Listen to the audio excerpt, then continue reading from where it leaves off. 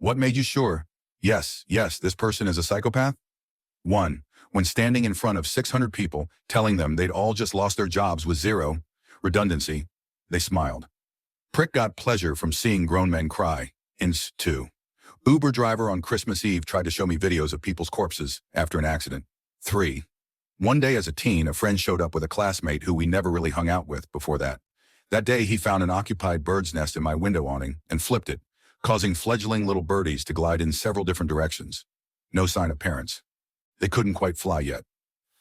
I went around trying to gather the little birds I could spot in a possibly hopeless attempt to put the nest back up and put the birds in it.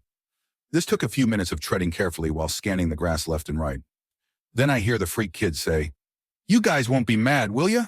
I look up and he's holding a cinder block over his head, standing over one of the birds I hadn't found yet. I said, "Yes, I will," and he just dropped the block on the bird.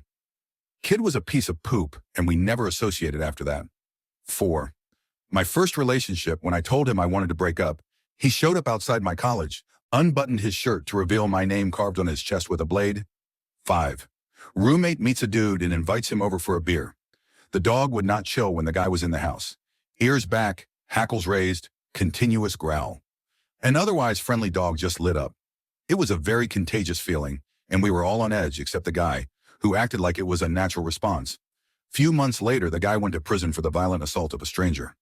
6. This random old lady poked me in the eye when I was just standing at the corner of the street, started calling me names after her mouth. 7. I had a woman try and stick her finger up my nose. I legit instantly said, "Back the f up, you c." 8. Growing up, there was a kid younger than me, bright white skin and jet black hair. He had a look. One day he vanished. Ends up there was a small space between the utility shed and fence at his apartment where he heard animals. Parents moved pretty swiftly from there to get him treatment. 9. This wasn't during the initial meeting, but when an ex-girlfriend got jealous of me helping her own daughters with their homework. It was a toxic relationship, and I stayed way too long because I loved being a dad to her girls so much. Granted, I had my own kids, but they were teenagers and didn't need me as much.